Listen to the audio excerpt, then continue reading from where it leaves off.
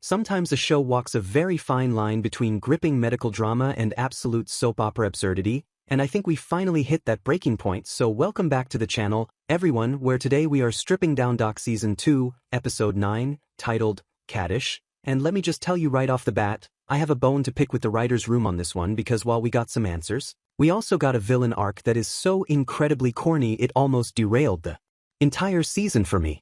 Seriously, if you thought the medical mysteries were the wildest part of this show, wait until you hear about the tech genius, revenge plot that feels like it was written by someone who has never actually used a computer. But before we dive into the spoilers and that controversial 4 out of 10 rating I'm giving this episode, do me a favor and hit that subscribe button because we are tracking this train wreck all the way to the finale and you don't want to miss the breakdown.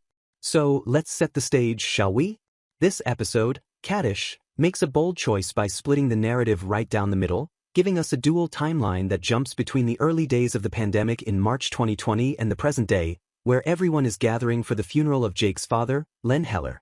Now, normally, I love a good flashback episode because it gives us context, it fills in the blanks of why these characters are so trauma-bonded, but the execution here? It's a mixed bag.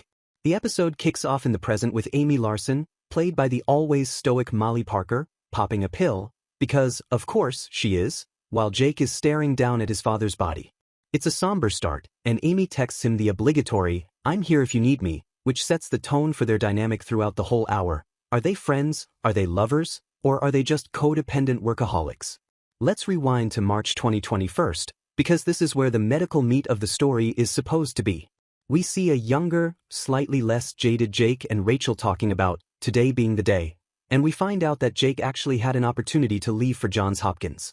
He was ready to bail, folks. He even asks Amy for a letter of recommendation, but, and here is the classic Jake hesitation we all know and tolerate, he can't quite muster the courage to actually hand it to her. Instead, they get distracted by a patient named Shauna Tanner. Now, watching characters in a TV show navigate March 2020 is always a weird experience because we, the audience, have the benefit of hindsight. We know exactly what's coming, but they are treating Shauna's fever and loose bowels like a medical mystery. Jake spots a clot in her artery, which is weird for a healthy woman, and then Shauna drops the bomb. She can't taste or smell anything. I want to pause here and ask you guys in the comments, does watching fictional characters realize COVID is happening stress you out, or do you like the realism? Let me know. Because watching Jake ask her to smell something and getting no reaction was like watching a horror movie where the killer is standing right behind the protagonist. Jake, to his credit, starts reading up on this novel coronavirus and interrupts Amy's rounds. Amy, being the empiricist she is, doesn't want to jump to conclusions. She is skeptical. She doesn't want to believe the world is about to shut down. But Jake pushes, and this is where we see the strength of their partnership. Even though the rest of the board, specifically Dr. Kamara and Max Garner, are calling it hysteria, which, wow, that aged poorly, Amy decides to back Jake. She puts her reputation on the line for his gut instinct. The tension in the flashback really comes from the bureaucracy. They are trying to jerry-rig a COVID test because the official ones aren't available yet. It's a race against time as Shauna's oxygen stats drop and she starts clotting. They have to make hard calls, like keeping her out of the ICU to protect other patients, which puts them at odds with Nurse Julie. And can we talk about Nurse Julie for a second? She catches on that they are hiding a suspected COVID case and confronts Amy. Amy tells her to stay in her lane, which is classic Amy arrogance, but it also highlights just how terrified everyone was. They are operating in the dark. Eventually, against the threats of the board to revoke their licenses, the test comes back positive. New York goes from 1 case to 82 overnight. The storm has arrived. And in a moment of pure solidarity, Amy hands Jake that recommendation letter, updated and ready, telling him to go to Hopkins before the world falls apart. But he stays. He stays to fight the storm with her. That is the foundation of their bond, and honestly, it's the best part of the episode.